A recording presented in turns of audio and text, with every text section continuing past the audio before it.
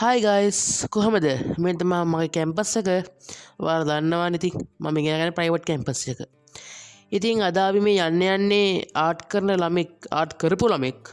වගේම කැම්පස් එක ආර්ට් උපාධියක්, කලා උපාධියක් කරන ළමෙක්ට තියෙන විශේෂම හීනයක්. ඒක කිව්වොත් ඒක ලොකු හීනයක්. ඒ හීනේ හැබෑ කරගන්න තමයි අද අපි යන්නේ. ඉතින් බලමු මොකක්ද හීනේ කියන එක සර්ප්‍රයිස් එකක් දෙනකොට සර්ප්‍රයිස් එක තේ විදිහට තියෙන්න ඕනේ නේද? අය බලමු අපි කොහෙද මේ යන්නේ කියලා. හරි මම කියන්නම් මං කරන උපාධිය ගැන සහ මගේ විස්තර. මම කලා විෂය ධාරණය උසස් පෙළ කරේ. මට මගේ සාල්ට් එක BCC. එතකොට මම කේක් වයිනස් එකේ කලා උපාධිය හදාරනවා. එතකොට ඒ උපාධියේ තියෙන සමාජ විද්‍යාව, ආර්ථික විද්‍යාව, සිංහල, මීඩියා, ඉංග්‍රීසි, කතෝලික දහම වගේ විෂයන් කිහිපයක් තියෙනවා.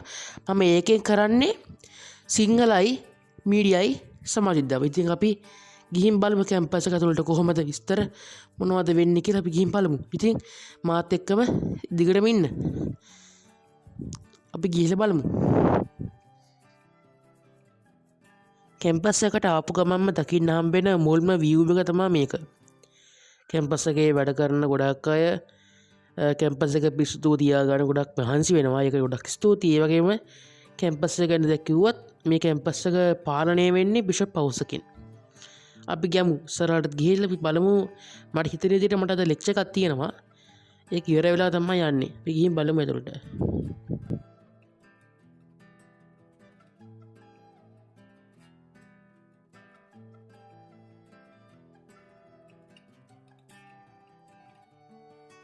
මම දැන් මේ යන්නේ අපේ ෆැකල්ටි එකට. අපේ ෆැකල්ටි එක තමයි Humanities and Social Sciences. ඉතින් ඒකේ තමයි ෆැකල්ටි එක තමයි අපි ලෙක්චර්ස් තියන්නේ. කියන්නේ ඒකේ ලෙක්චර් රූම් වල අපි දැන් ගිහින් බලමු. ලෙක්චර් රූම් එක හොයාගන්න ඕනනේ.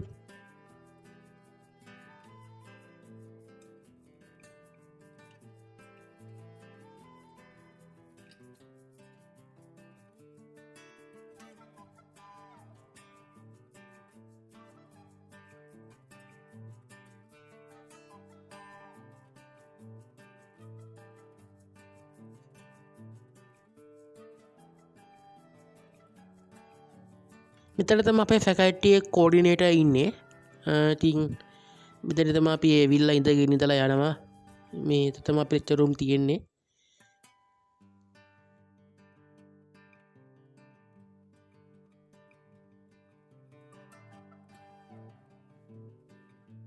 ලෙක්චර් එක ඉවරයි ගයිස්. අපි දැන් මේ ලෙක්චර් එක ඉවර වෙලා පොඩ්ඩක් යනවා කැන්ටින් පැත්තට.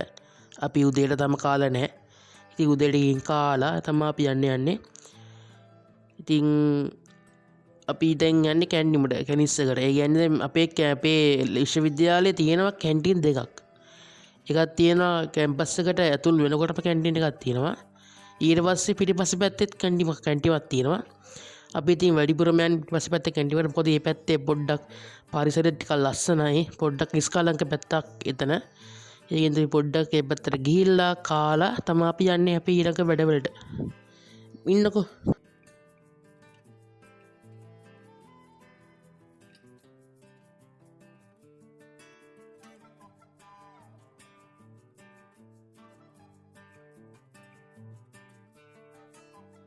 කිව්වොත් මේ කැම්පස් එකේ පරිසරය හරි නිස්කලංකයි ගයිස්.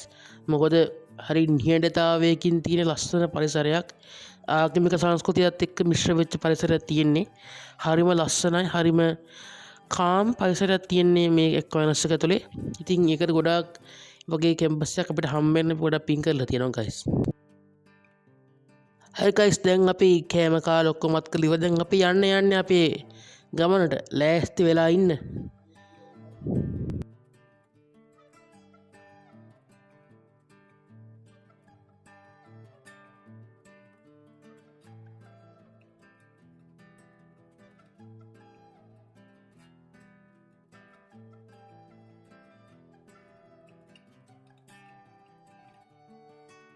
මේ ඉතින් අපේ කට්ටිය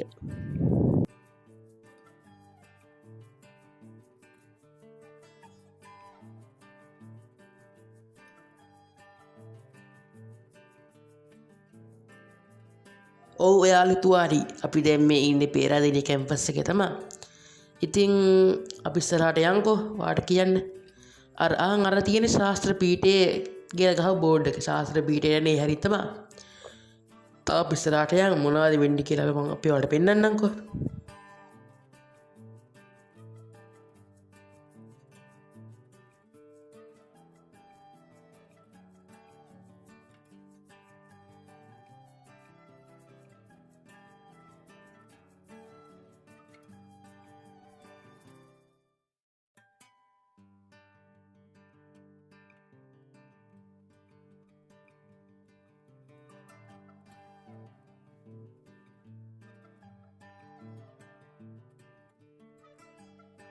මේ යන්නේ ගොඩක් දෙනෙක් ආස තැනකට. ඒ තමා එදිරිවීර සරච්චන්ද්‍ර එලිමහාන් රංගපීඨය.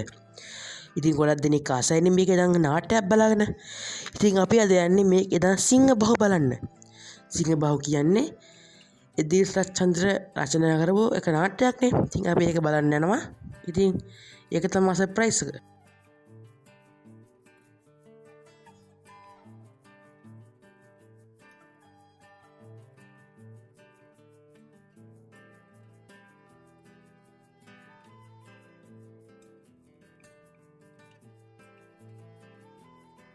දැක්කනේ ඉන්න සෙනග ගොඩක් ඉන්නවා. ඉතින් මෙහෙම තමා එදිරිවීර සරච්චන්ද්‍ර වලේ නාට්‍යයක් පෙන්වන්න කොහොම ගොඩක් අය නම් බලන්න. ඉතින් මම ආරාධනා කරනවා ඔයාලටත් ලබන සැරයක එහෙම ඇවිල්ලා නරඹන්න කියලා. මොකද ඒක ගොඩක් විශේෂ, ඒ වගේම ගොඩක් හොඳ නාට්‍යයක්.